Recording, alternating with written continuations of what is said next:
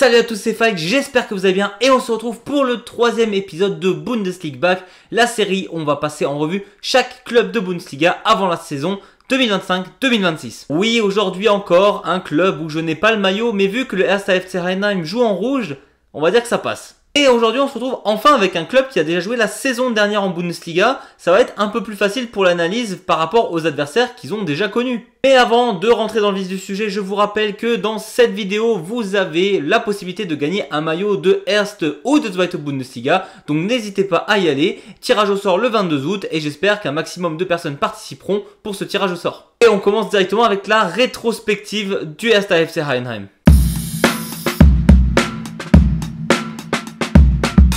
Bon, et comme pour la 1. FC Köln, la saison 2024-2025 de Heidenheim, elle est ultra chargée. On a une saison déjà beaucoup plus poussive que celle de 2023-2024 où le club avait surpris absolument tout le monde et avait fini en place pour jouer la Conference League, ligue qu'ils ont donc joué l'année dernière.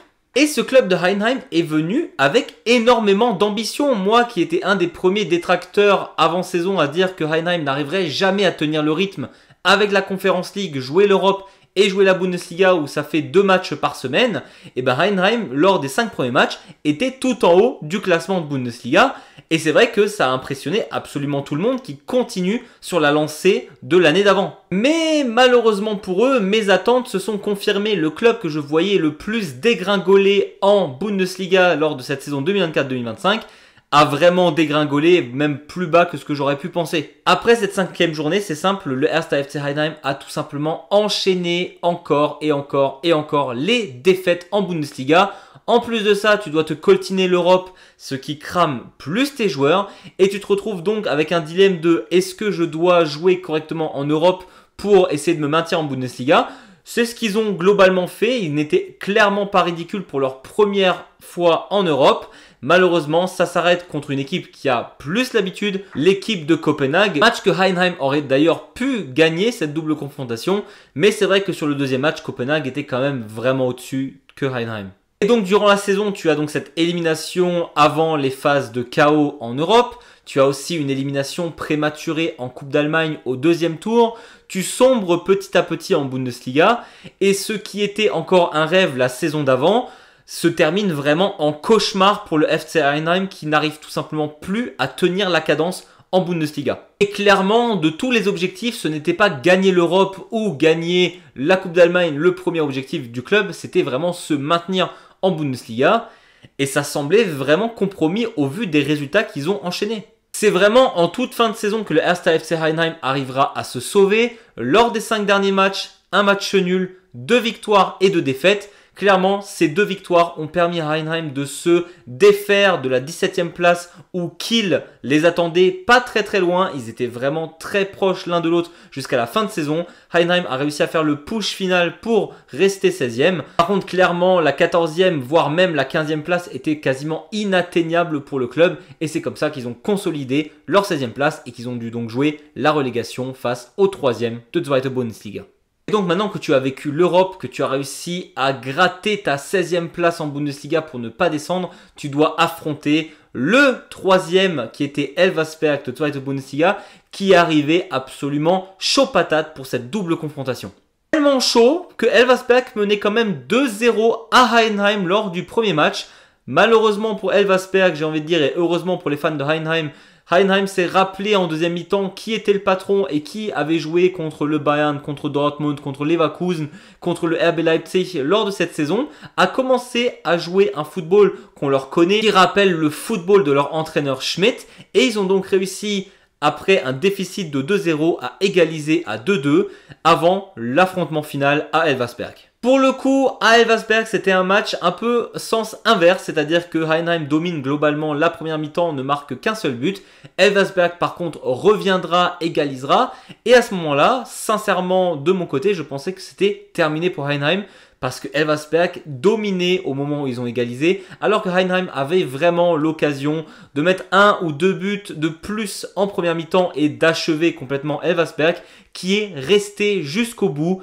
Malheureusement encore pour Elversberg et encore heureux pour Heidenheim, ils marqueront le 2-1 à la dernière minute du temps additionnel. C'était des matchs absolument dingues et donc après une saison quasiment cauchemardesque, un maintien au forceps, le 1. FC Heidenheim réussira à se maintenir en Bundesliga pour cette saison. Clairement à ce niveau-là pour le club, on peut vraiment parler de miracle.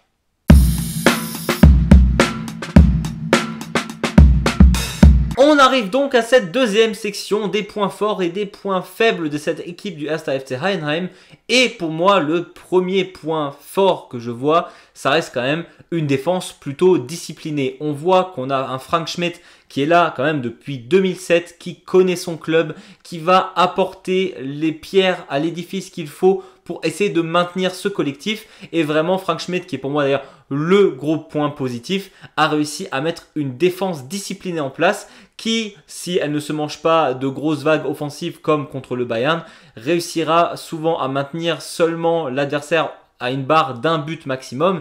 Et c'est à ce moment-là que Heidenheim doit tout simplement marquer plus pour essayer de chercher des points. Ça, c'est ce qu'ils vont encore tenter cette année, c'est sûr. Et une autre qualité qui peut être presque vue comme un point faible, mais on en a parlé déjà comme qualité avec Köln, c'est la résilience mentale. Ils sont très très forts psychologiquement, mais je dis que ça peut être un point faible parce que quand tu vas parler, on va dire, de psyché au niveau de tes points forts, ça montre que tactiquement, malheureusement, tu n'as pas l'effectif pour mettre en place ce que tu aimerais. Je pense clairement que Frank Schmidt aurait le potentiel d'être un coach absolument incroyable avec un effectif de fou furieux. Sauf que le 1. FC Heidenheim, ça reste un des plus petits budgets de Bundesliga et ça se ressent clairement. Donc, quand tu n'as pas beaucoup d'effectifs, ben, tu as le mental. Et cette équipe aura quand même montré que malgré l'Europe et malgré la saison très difficile, ils se sont battus jusqu'au bout, jusqu'à même marquer le dernier but à la dernière minute pour se maintenir.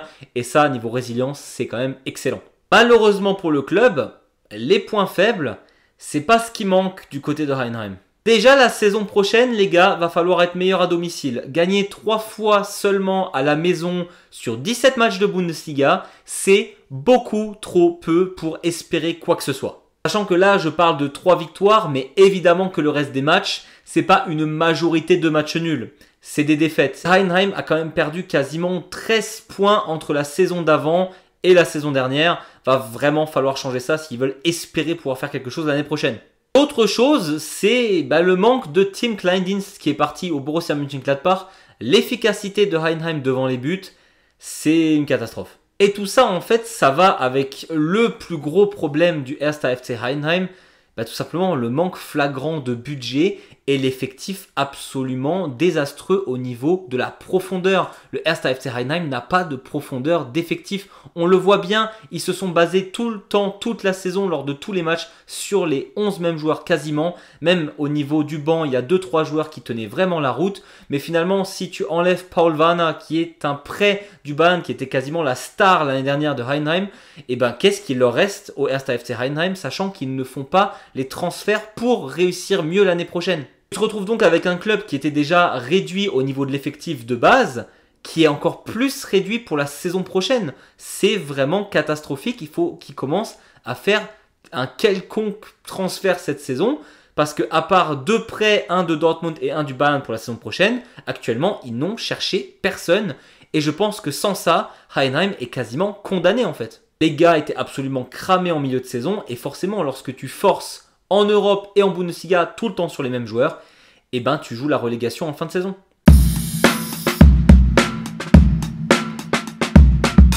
Pour ce qui est des joueurs à suivre au sein du 1. FC Heidenheim, j'en ai pas parlé encore aujourd'hui, mais Patrick Mainka, qui est là depuis, je crois, 2018 maintenant, qui est vraiment un meuble de cette équipe, qui a vécu tout ce qui est possible de vivre. Le défenseur de Heidenheim, qui est aussi le capitaine de cette équipe, c'est peut-être sa dernière saison en Bundesliga avec ce club, donc forcément, on va le suivre de près. Mais surtout, sa qualité de leader dans le vestiaire va vraiment être primordiale pour cette saison avec Heidenheim. Mais évidemment, le joueur que j'ai envie de suivre le plus au FC Heidenheim cette saison, c'est Ibrahimovic. C'est horrible à dire, mais c'est le prêt du Bayern parce qu'on veut voir comment il se développe. Il a 19 ans, il a un potentiel monstre, on le sait maintenant depuis 2-3 saisons, mais il n'a malheureusement pas eu sa chance au Bayern. Et en même temps, quand tu as des mastodontes tels que Harry Kane qui jouent sur ta position, c'est difficile de se frayer un chemin. Et donc Ibrahimovic, on l'a jamais vraiment vu s'intégrer avec l'équipe 1 du Bayern.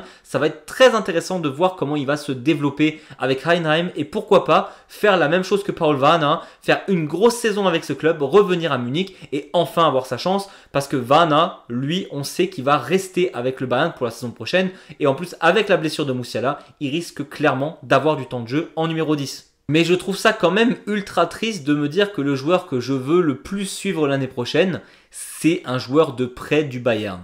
Ça montre quand même l'effectif ultra réduit de ce club.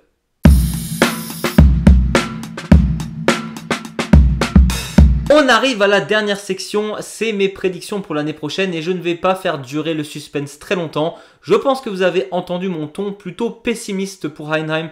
Je pense que ce club finira 18e de Bundesliga, bon dernier. Il en faut malheureusement un.